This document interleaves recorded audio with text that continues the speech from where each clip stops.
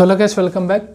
अभी हम बात करेंगे what are the steps in human genome project. Already हमने लास्ट वीडियो में डिस्कस किया ह्यूमन जीनोम मतलब ह्यूमन का जीनोम मतलब हैप्लोसेट ऑफ क्रोमोसोम को स्टडी करेंगे। ठीक है, सो कैसे स्टडी करें, व्हाट आर द स्टेप्स। ठीक है, सो आप ह्यूमन का कोई भी एक सेल ले लो, कोई भी एक सेल लो तो उसमें आपका जो भी डीएनए है पूरा शरीर में सेल है सेम है। जैसे कि अगर मैं बात करूँ अभी आपका, ये मेरा स्किन का सेल, ये मेरा हेयर का सेल, मेरा लिवर का सेल, कहीं का भी सेल, डीएनए तो सब में सेम है। क्यों? बिकॉज हम तो जो भी आज इंसान है सिंगल सेल जाइगोट से स्टार्ट हुए थे। ये जाइगोट डिवाइड करता है 1 से 2 बनेगा, 2 से 4, 4 से 8, 8 से 16, 32, 64, 128 ऐसा कर करके मल्टीप्लाई किया। सो इसमें जो डीएनए था वही डीएनए तो इसमें होगा, वही डीएनए तो इसमें होगा। डीएनए अपने आप को रेप्लिकेट करेगा। ठीक है, cell cycle and cell cycle का concept, cell division and cell cycle का कॉन्सेप्ट। तो सेम ही डीएनए से हम सब बने हुए, एक ही सेल सिंगल सेल जाइगोट, जिसमें से 23 क्रोमोसोम मम्मी का एक से आया था और 23 क्रोमोसोम मेरा फादर का स्पर्म से आया था। और यही एक जाइगोट से आज मैं पूरा इंसान बना हूँ by the process of mitosis. ठीक है, सो पहला स्टेप क्या है? पहला स्टेप है आपका कि आपको डीएनए चाहिए। सो डीएनए मिलेगा कहाँ से आपको? डीएनए होता कहाँ है? सेल का न्यूक्लियस में, राइट। सेल का न्यूक्लियस में होता है आपका डीएनए। सो इसका आइसोलेशन टेक्निक हम पढ़ेंगे आपका बायोटेक में। ऑलरेडी बायोटेक का लेक्चर्स अपलोड है तो आप देख सकते हैं, फिर भी मैं एक रफ आइडिया दे देता हूँ। ठीक है, सो ये जो सेल मेम्ब्रेन है, ओके, सेल मेम्ब्रेन बना हुआ है लिपिड से, तो इसको आप क्या डाल के तोड़ोगे? लाइपेसेस डाल के तोड़ोगे। आपको डीएनए चाहिए, ठीक है। उसके बाद ये भी सेल मेम्ब्रेन टूट जाएगा, न्यूक्लियर मेम्ब्रेन भी टूट जाएगा लाइपेस से। उसके बाद इसमें आरएनए होगा एमआरएनए, टीआरएनए, आरएनए के लिए आप आरएनए दे दे। ये सब एंजाइम है, ठीक है, डिग्रेडिंग एंजाइम, लाइसिंग एंजाइम। अब आपका आरएनए है, डीएनए हिस्टोन प्रोटीन के साथ बाउंड है, तो आपका प्रोटीन भी डिग्रेड करना है तो आप प्रोटीएज दे दीजिए। भैया आपका टेस्ट ट्यूब में अब मैक्रोमोलिक्यूल्स आ चुका है, डीएनए आरएनए सब कुछ है, बट सेल मेम्ब्रेन आरएनए और प्रोटीन सब डिग्रेड हो चुका है, इसमें अब डीएनए है। सो इसको आप फाइनली कैसे निकालोगे? तो आप इसमें चिल इथानॉल डालोगे। चिल इथानॉल डालते ही आपका जो यहाँ आपका जो डीएनए है वो रुई की फॉर्म में, कॉटन की फॉर्म का में ऊपर आ जाएगा, सबसे सेपरेट हो गया। और इसको आप एक चम्मच से निकाल लोगे इस तरीके से। और चम्मच से निकालने का प्रोसेस को हम कहते हैं स्पूलिंग। याद रखिएगा बस थोड़ा सा।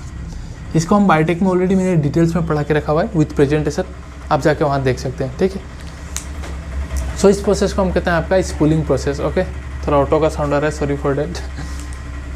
सो इस प्रोसेस को हम कहते हैं स्पूलिंग प्रोसेस। ठीक है, सो इस तरीके से आप अपना डीएनए को आइसोलेट कर लिया। मतलब आपने क्या किया? डीएनए को आइसोलेट किया, आइसोलेट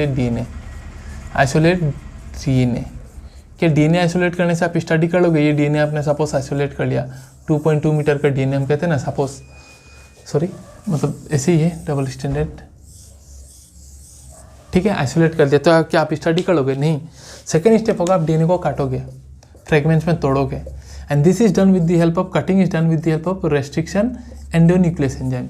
ठीक है, मैं बस समझा रहा हूँ कॉन्सेप्ट, नोट्स आपको किताब में मिल जाएगा बुक में। ठीक है, NCERT is the best for the NEET and for the boards too, आपको पता ही है।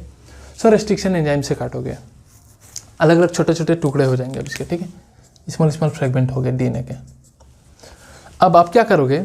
आपका डीएनए जो सैंपल है वो कहीं कुछ प्रोसेस में अगर गड़बड़ हो गया, सो आपका सब गड़बड़ हो जाएगा। सपोज आप सीक्वेंशियली स्टडी कर रहे हो, ये वाला डीएनए कोई कारण से डैमेज हो गया, तो आप फिर से नया सेल लोगे, फिर से स्टडी करोगे। सब क्या करोगे? अपने डीएनए को आप एम्पलीफाई कर लोगे। एम्पलीफिकेशन मतलब मल्टीपल कॉपी बना लोगे, एम्पलीफाई, मल्टीपल कॉपी बना लोगे अपने डीएनए के। ठीक है, मल्टीपल कॉपी बनाओगे अपने डीएनए के। कैसे बनाओगे? सो आप बनाओगे बैक्टीरिया में डाल के। मैं बता रहा हूँ, इसके बारे में भी बायोटेक में हमने अच्छे से पढ़ चुका है, क्लोनिंग, स्लोनिंग, एवरीथिंग। अभी आप बस थोड़ा सा एक रफ आइडिया दे रहा हूँ। ये बैक्टीरिया पकड़िए एंड दिस इज ईस्ट। आप बैक्टीरिया ईस्ट में डाल के मल्टीप्लाई करोगे तो ये आपका क्या हो गए? होस्ट बन गए।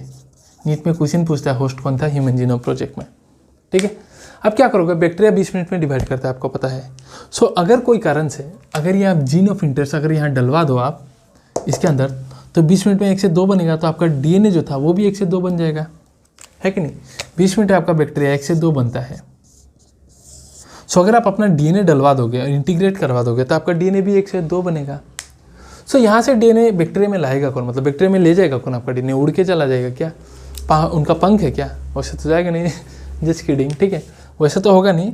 सो उसके लिए गाड़ी चाहिए। हम बायोटेक में उसे जेनेटिक्स में हम उस गाड़ी को कहते हैं वेक्टर। क्या कहते हैं? वेक्टर। मिनी टैक्सी भी इसे कहते हैं, मिनी टैक्सी। क्यों? बिकॉज ये वेक्टर्स वो चीज़ होते हैं जिसका जो जीन है ऑलमोस्ट बैक्टीरिया की तरह सेम होता है। ठीक है, और उसको हम काट के उसका जो वेक्टर होता है पूरा डीएनए जो होता है प्लाज्मिड बेसिकली होता है, ठीक है, double standard extra chromosomal circular DNA जो बैक्टीरिया में होता है वैसे, ठीक है। सो उस वेक्टर को मैं उसका कुछ पोर्शन काट दूंगा, ठीक है, और उसको मैं अपना डीएनए के साथ जोड़ दूंगा इस तरीके से, और इस वेक्टर के मदद से अब मैं इसे बैक्टीरिया में डाल दूंगा। इधर बैक्टीरिया में मैंने डाल दिया, और ईस्ट के लिए वेक्टर होगा उसमें मैं डाल दूंगा, ठीक है। ये मेरा जीन ऑफ इंटरेस्ट। सो जब जब ये मल्टीप्लाई करेगा मेरा जो जीन ऑफ इंटरेस्ट है वो भी मल्टीप्लाई करेगा, मतलब बहुत सारा कॉपी बन जाएगा। और ये जो क्रोमोसोम था बैक्टीरिया में डालने वाला वेक्टर, ईस्ट में डालने वाला वेक्टर, ये आर्टिफिशियली बनाया गया था। तो वेक्टर्स को हम कहते हैं, मतलब बैक्टीरिया के लिए जो वेक्टर था उसे हम कहते हैं बैक्टीरियल आर्टिफिशियल क्रोमोसोम, ईस्ट के लिए जो वेक्टर था उसे हम कहते हैं yeast artificial chromosome, BAC and YAC. इस पर भी 2019 नीट पे क्वेश्चन आ चुका है, ठीक है। सो इस तरीके से आप डालोगे बैक्टीरिया में, मल्टीप्लाई करोगे, एम्पलीफाई करोगे, कट चुका, एम्पलीफाई हो गया। अब आपको करना क्या है, आपको बस सीक्वेंस करना है। अब नेक्स्ट स्टेप क्या है, आपको बस सीक्वेंस करना है, और सीक्वेंस करोगे by automated DNA sequencer, automated DNA sequencer, ठीक है। सर को सब कुछ सैंपल में आप टेस्ट ट्यूब में डालो, सब कुछ हो जाएगा, ऑटोमेटिक आपका कंप्यूटर में रीडिंग आ जाएगा, ठीक है। आपका कंप्यूटर में रीडिंग आ जाएगा by automated DNA sequencer method से आप करोगे। और इस मेथड में प्रिंसिपल्स क्या है, जैसे आपका एलिजा टेस्ट में एंटीजन एंटीबॉडी इंटरेक्शन प्रिंसिपल है, तो इसका प्रिंसिपल कहाँ से यूज होता है। सो इसका प्रिंसिपल जो यूज होता है that is based on the method given by Frederick Sanger, singer मत लिख दीजिएगा, ठीक है पता चला गाना गा रहे हो एग्जाम में, सेंगर, ठीक है। His name was Frederick Sanger, he was a great scientist, super genius मतलब। तो इनके प्रिंसिपल जो था उसको मैं डिस्कस नहीं करने वाला, वो हायर क्लासेस में आप खुद पढ़ लोगे, मतलब हायर क्लासेस में पढ़ोगे। सो आप सीक्वेंस करोगे डीएनए को बाय ऑटोमेटेड डीएनए सीक्वेंसर, और इस मेथड में किसका प्रिंसिपल यूज़ किया जाता है। सो इस मेथड में फ्रेडरिक सेंगर साहब का प्रिंसिपल्स मेथड को यूज़ किया जाता है। और Frederick Sanger was the first person, यही वो इंसान थे। सपोज अभी इंसुलिन एक हार्मोन है, प्रोटीन हार्मोन, इसमें 2 चेन होता है, ए चेन एंड बी चेन। इसको बायोटेक में ऑलरेडी एक्सप्लेन कर चुका है, आई एम रिक्वेस्टिंग आप जाके देख लीजिएगा। ए चेन में आपका 21 एमिनो एसिड होता है, बी चेन में आपका 30 एमिनो एसिड होता है। ये एमिनो एसिड कौन है, ये जैसे ऐसा 20 एमिनो एसिड है, कौन है, क्या नाम है। तो ये एमिनो एसिड एक प्रोटीन में बाय पॉलीपेप्टाइड में कौन सा एमिनो एसिड क्या है उसको भी स्टडी करने वाले he was the first person, Frederick Sanger. और सबसे पहले इन्होंने किसको लिया था, तो इन्होंने सबसे पहले इंसुलिन को ही लिया था, ठीक है। I hope the steps are very clear. आप डीएनए को आइसोलेट करोगे, काटोगे, ठीक है। काटने के बाद उसको एम्पलीफाई करोगे। वेक्टर आपका होस्ट कौन होगा, बैक्टीरिया सेल या तो ईस्ट सेल। अब उसमें ले जाने के लिए एक गाड़ी चाहिए जिसे हम वेक्टर बोलते हैं, आर्टिफिशियली बनाओगे। बैक्टीरिया के लिए बैक्टीरियल आर्टिफिशियल क्रोमोसोम, ईस्ट के लिए ईस्ट आर्टिफिशियल क्रोमोसोम।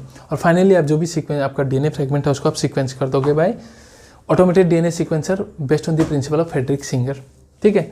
और फाइनली आपका जो भी सीक्वेंस है कंप्यूटर में आ जाएगा, ठीक है। Now what are the applications. So applications में जैसे बता देता हूँ, वेरी सिंपल है। क्या आपका एप्लीकेशंस क्या है। सो अगर आप कहीं ना कहीं ह्यूमन जीनोम प्रोजेक्ट से सारा सीक्वेंस पता कर लेते हो, सो एक नया मतलब रास्ता खोल देगा कोई भी डिजीज को डायग्नोस करने का हो। आपका पास एकदम अच्छा वाला डीएनए का सीक्वेंस है, एकदम नॉर्मल, या कोई बीमारी है, आपको पता करना है क्या ये डीएनए का बीमारी है, उसका सीक्वेंस लो कंप्लीट, मतलब देखो मैच करा के देखो, कंप्यूटर में सब होता है। अगर नहीं है तो ये भाई इसमें कोई डिफेक्ट है इस डीएनए में, ह्यूमन डीएनए में। सो ये आपका एक नया रास्ता बनाता है डायग्नोस करने का, ट्रीटमेंट करने का। Even you can prevent the various diseases at early stages, ठीक है। फार्मास्यूटिकल कंपनीज उसके लिए ड्रग्स बनाएगा। बहुत सारा क्रॉप्स जैसे राइस, ठीक है, ये सब का अगर आप सीक्वेंस, अभी तो सबका बहुतों का हो चुका है, फिशेस, इस सब का सीक्वेंस करने से क्या होगा, आपका एग्रीकल्चर में भी बहुत इंपॉर्टेंट इंप्रूव किया जा सकता है, हेल्थ केयर में इंप्रूव किया जा सकता है, ठीक है। And even the single gene defect can be prevented by all this, मतलब ऐसा सीक्वेंसिंग करने के बाद। उस समय ह्यूमन जीनोम प्रोजेक्ट को सीक्वेंस करने के लिए 13 साल लग गया, it took 13 years, but at presently आपका विदिन एन आवर हो जाता है by the next sequence generation technique. So इसके बारे में आप फिर हायर क्लासेस में पढ़ोगे, डिस्कस नहीं किया हुआ है। नाउ अभी हम डिस्कस करने वाले हैं salient features of human genome project. थोड़ा ध्यान दीजिएगा, रटने वाला चीज़ है क्योंकि नंबर्स है, पर मैं दिमाग में रखवा दूंगा, ट्रस्ट में, ठीक है। सो स्टार्ट करते हैं। What are the silent feature. So क्या क्या मिला इनको, तो जब इन्होंने स्टडी किया, पूरा सीक्वेंस किया, तो इनको टोटल बेस पेयर कितना मिला, सब इस तरह से लिखिएगा, 31 याद रखिएगा हमेशा, ठीक है, 31। 31, 3 और 3 का डबल कितना होता है 31 लेके 3 का डबल 6, 3 1 4 पॉइंट 4 और 3 कितना होता है 7। सो इतना मिलियन बेसिस उनको मिला। इसको छोटा हो गया 316.47 मिलियन बेसिस। अगर बिलियन में लिखो तो लिख दो 3.1647 बिलियन बेसिस। ये रिजल्ट मिला, इतना बेसिस मिला है एक्यूरेट। ठीक है, हम बोलते हैं 3.3 पर एग्जैक्ट जो बेसिस मिला इतना मिला। मिलियंस में 316.47 एंड बिलियंस में 3.1647 बिलियन बेसिस। ठीक है, और इन्होंने इनको मिला जो total number of genes genome में वो कितना मिला, तो इनको 30,000 जीन मिला। कितना 30,000 जीन। और प्रीवियसली कितना एस्टिमेट किया गया था, तो प्रीवियसली आपका 80,000 से 1,40,000 एस्टिमेट किया गया था। ये भी याद रखिएगा कितना मिला और कितना एस्टिमेट किया गया था। जीन मतलब क्या, फ्रेगमेंट ऑफ डीएनए जो आरएनए बना के प्रोटीन बनाएगा। सो ये जो फ्रेगमेंट होगा डीएनए का, ये जो फ्रेगमेंट होगा आपका डीएनए का, सपोज यहाँ में न्यूक्लियोटाइड होगा जैसे ATGC, फिर इसका कॉम्प्लीमेंट्री जो भी होगा न्यूक्लियोटाइड है कि नहीं। तो उन्होंने देखा कि एवरेज जो जीन का एवरेज जो जीन है उसका कितना न्यूक्लियोटाइड होता है। सो एवरेज जीन का 3000 न्यूक्लियोटाइड बेसिस होता है। कितना 3000 बेसिस। एवरेज जीन का 3000 बेसिस होता है। ठीक है, nucleotide basis. But size varies, size आपका वेराई करेगा, कोई बड़ा हो सकता है कोई छोटा हो सकता है। तो लार्जेस्ट कौन था, लार्जेस्ट जीन मतलब वो जीन जिसमें सबसे ज़्यादा न्यूक्लियोटाइड बेसिस था, तो वो जीन था आपका डिस्ट्रोफिन प्रोटीन के लिए। इसलिए उस जीन को हम कहते हैं DYS डिस्ट्रोफिन। कितना बेस, तो याद रखिएगा 2.14 मिलियन बेसिस। ठीक है, 2.4 नॉट ओनली 2.4 मिलियन बेसिस, मतलब 24 लाख बेस।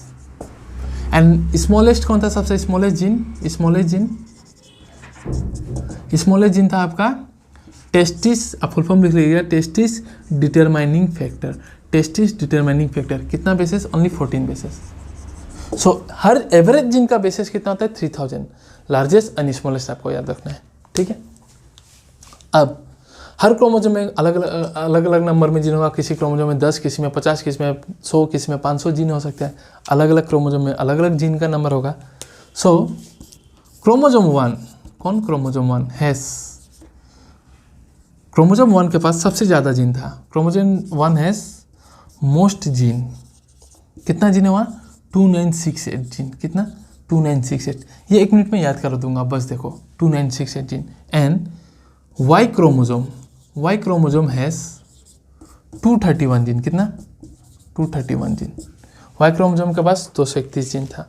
सो क्रोमोसोम 1 जो ये क्रोमोसोम 1 है इसमें कितना जीन है टोटल, सबसे ज़्यादा जीन 2968 जीन। और सबसे कम जीन किसका पास है, लीस्ट किसका पास है, तो वाई क्रोमोसोम के पास। कितना 231 जीन है। इस चीज़ को आपको ध्यान रखना है। नाउ दिमाग में कैसे रखा जाए, ठीक है, हाउ टू रिमेंबर। सो याद रखिएगा यहाँ जो खेल है आपका 30, 31 एंड 32 नंबर याद रखिएगा। ठीक है, 30, 31, 32, 30, 31 एंड 32। सो 31 से क्या आपका कितना बेसिस आ रहा है, सो 31 लिखिए, 3 का डबल कितना 6, 3 1 4.43 कितना होता है 7। तो इतना करके आप याद रखिए, इतना million basis. Average total gene कितना है, तो 30 मतलब 30,000 जीन टोटल कितना है 30,000।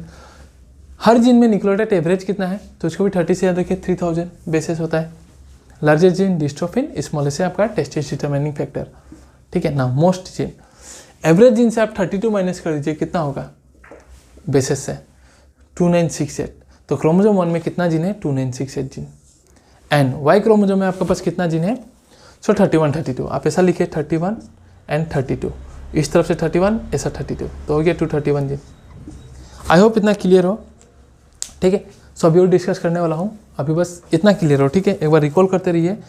Where I kept my duster, आप एक बार रिकॉल करते रहिए इसी चीज़ को, मैं तब तक और बाकी पॉइंट्स बता देता हूँ। ठीक है, एक्चुअली ये सब क्या है, रिवीजन का खेला है। अगर आप रिवीजन नहीं किए ना तो भूल जाओगे। ठीक है, तो रिवाइज करिए एक बार। ठीक है, कुछ डाउट हो तो कमेंट सेक्शन में बताइए, मैं बता रहा हूँ अभी फिर से। और क्या क्या मिला, और इन्होंने देखा कि 99.9% जो डीएनए है सब में सेम है, सेम इन ऑल इंडिविजुअल जितना भी इंडिविजुअल है सब में 99.9% डीएनए सेम है। सो आपको लगेगा वाओ मतलब सब में सेम है, तो डिफरेंस क्या है? आप में जो भी आप देख रहे हैं, मुझ में, सब में 99.9% डीएनए सेम है। डिफरेंसेस आता है तो सिर्फ 0.1% में आता है, ठीक है। नाउ इमेजिन मेरे पास, आपके पास 1000 रुपया है और 1000 रुपये से मैं 0.1% मांगूँ, सो 10 पैसा कुछ होगा, उससे मुझे कुछ फर्क पड़ेगा? आपको भी नहीं पड़ेगा। पर अगर मैं बोलूँ एलोन मस्क का मुझे 0.1% दो, तो आज मैं मिलियनर बन जाऊँगा, करोड़पति। सो ज़्यादा नंबर होने से 0.1% भी मैटर करता है। सो आप अगर 0.1% जो सब में अलग है, और ये 0.1% रिपीटेटिव डीएनए होता है। रिपीटेटिव डीएनए बोले तो रिपीट करता है अपने आप को, जैसे कि ATGC ऐसा रिपीट करते रहेगा, और ये रिपीट अपने आप को 100 से 1000 टाइम तक कर सकता है। और 0.1% अगर आप निकालो 3 × 10⁹ बेस पेयर का, तो आपका कितना निकलेगा? अगर इसका निकाल दो आप 0.1 × 1000 से कर दो, तो आपका निकल जाएगा अराउंड 3 मिलियन बेसेस। कितना? 3 मिलियन बेसेस। सो देखो, ज़्यादा नंबर में 0.1% कितना डिफरेंस ला रहा है? 3 मिलियन डिफरेंसेस ला रहा है। 3 मिलियन बेसेस सब में डिफरेंस है, ठीक है। और हम लोग का शरीर में 14 lakh, that is 1.4 million location ऐसा है, 1.4 मिलियन लोकेशन ऐसा है जिसमें आपका सिंगल न्यूक्लियोटाइड में चेंज होता है। डेट इज, अगर ये ए इंसान है, ये बी है, ये सी है, और इसका रिपीटेटिव डीएनए देखिए, ATGC रिपीट करते रहेगा। बी का देखिए आप, ATG का बदल जाएगा यहाँ C, फिर C रिपीट मारते रहेगा सेम, ठीक है। ATCC, फिर C का देखिए आप यहाँ ATAC, फिर ATAC रिपीट मारते रहेगा। सो इन तीनों इंडिविजुअल में आपको डिफरेंस क्या दिख रहा है न्यूक्लियोटाइड में? 4 ही तो लेटर है ATGC, डिफरेंस मतलब पूरा न्यूक्लियोटाइड ही तो 4 ही लेटर से बना हुआ है। सो डिफरेंस क्या है? तो डिफरेंस देखिए आपका इस एक सिंगल न्यूक्लियोटाइड में डिफरेंस है। इसमें AT सब सेम है, AT सेम है, C भी सेम है। डिफरेंस क्या है? G, इसमें C, इसमें A। सो ऐसा हम लोग का क्रोमोसोम में, जीनोम में कितना लोकेशन है? 1.4 मिलियन लोकेशन है, जो सब में अलग अलग है। और ये क्यों चेंजेस हो रहा है सब में अलग अलग? Due to mutation. किस लिए? ड्यू टू म्यूटेशन, ठीक है। और ये म्यूटेशन कहाँ हो रहा है? आपका रिपीटेटिव डीएनए में हो रहा है। कहाँ हो रहा है? आपका repetitive DNA. And repetitive DNA don't code for protein, don't, वो प्रोटीन के लिए कोड नहीं करते, नॉन कोडिंग पार्ट में होता है। Don't coding for protein, don't code for protein. So protein के लिए कोड नहीं करे तो क्या घंटा फर्क पड़ता है, ठीक है। सपोज ये डीएनए फ्रेगमेंट है, ओके, इतना पोर्शन अगर प्रोटीन के लिए कोड करता है, सो यहाँ में अगर कुछ न्यूक्लियोटाइड चेंज हुआ तो आपका mRNA में चेंज होगा और प्रोटीन में चेंज होगा, सीक्वेंस में, है कि नहीं। पर और ये भी एक जीन है, यहाँ में अगर चेंज हुआ तो आपका सीक्वेंस चेंज होगा, प्रोटीन में चेंज होगा, फिनोटाइप चेंज होगा, डिजीज आएगा। पर ये जो नॉन कोडिंग रीजन है, सपोज यहाँ में कुछ चेंज होने से क्या फ़र्क पड़ता है? ये प्रोटीन तो बनाएगा नहीं, सो कोई फ़र्क नहीं पड़ने वाला, ठीक है। सो क्या होता है आपका, बस ये डिफरेंसेस क्रिएट करता है। क्या डिफरेंसेस तो पता चलेगा अभी, ठीक है। सो बेसिकली आपका होता क्या है कि रिपीटेटिव डीएनए जो होता है वो कोई प्रोटीन के लिए कोड नहीं करता, okay, that doesn't code for any protein. So ये म्यूटेशन का वजह से होता है आपका जो भी पॉलीमॉर्फिज्म होने वाला है। और सिंस ये डिफरेंसेस कहाँ आ रहा है? हर इंडिविजुअल में एक सिंगल बेसिस में आ रहा है ना, सो इसे हम क्या बोलते हैं? इसे हम टर्म देते हैं सिंगल न्यूक्लियोटाइड पॉलीमॉर्फिज्म्स, ठीक है। सिंगल कहाँ, कितना पोजीशन में चेंज हो रहा है? सिंगल न्यूक्लियोटाइड पोजीशन में चेंज हो रहा है। देखिए ATGC रिपीट मार रहा है। बी इंडिविजुअल सपोज ATCC सिर्फ C पोजीशन में चेंज आ रहा है। सिमिलरली 30 इंडिविजुअल में आपका A पोजीशन में चेंज आ रहा है। तो ऐसा location total 1.4 million, 14 lakh location है, ठीक है। और इसे हम कहते हैं सिंगल न्यूक्लियोटाइड। एक सिंगल न्यूक्लियोटाइड में पॉलीमॉर्फिज्म, पॉली मतलब मैनी, मॉर्फिज्म मतलब होता है आपका फॉर्म्स, सब बहुत फॉर्म्स दिखाई देता है। और इसे प्रोनाउंसिएशन आप करते हो स्निप्स, प्रोनाउंसिएशन स्निप्स करते हो, ठीक है, पर बोलते हैं SNP है, ठीक है। सो आई होप सो ये इतना क्लियर है आपका, बिकॉज ये जो 0.1% जो ये रिपीटेटिव डीएनए है, यही जाके आपका रास्ता बनाता है किसका? डीएनए फिंगरप्रिंटिंग का, ओके। डीएनए फिंगरप्रिंटिंग का यही जाके रास्ता बनाता है, बिकॉज 99.9% डीएनए तो सब में सेम ही होता है। सो डिफरेंसेस कहाँ आ रहा है? यही आ रहा है। आप में डिफरेंस है, मुझ में डिफरेंस है, तो इसको हम डीएनए फिंगरप्रिंटिंग में डिस्कस करेंगे, इसका एप्लीकेशन, ठीक है। वन मोर थिंग, ये जो 30,000 बेसिस साइंटिस्ट लोग ने डिस्कवर किया ह्यूमन जीनोम में, इसमें से वो लोग 50% का फंक्शन अननोन रह गया, 50% का फंक्शन अननोन रह गया। अननोन फंक्शन मतलब 50% जीनोम का, डेट इज अराउंड 15,000 जीन का, सॉरी, वो फंक्शन नहीं बता पाए, ठीक है। सो आई होप इतना क्लियर हो, स्टेप, साइलेंट फीचर सब क्लियर हो, याद भी हो। कोई भी डाउट हो तो कमेंट सेक्शन में बताइए फॉर एनी क्वेरी, और बताइए अच्छा लगा तो अपने दोस्तों को भी शेयर कीजिए, छोटे तो उनको भी समझ में आए, ठीक है। और लाइक कीजिए और शेयर कीजिए, तभी और अच्छे अच्छे वीडियो बन पाएगा, यू नो, अच्छा लग पाएगा। सो यही है आपका। So thank you very much guys.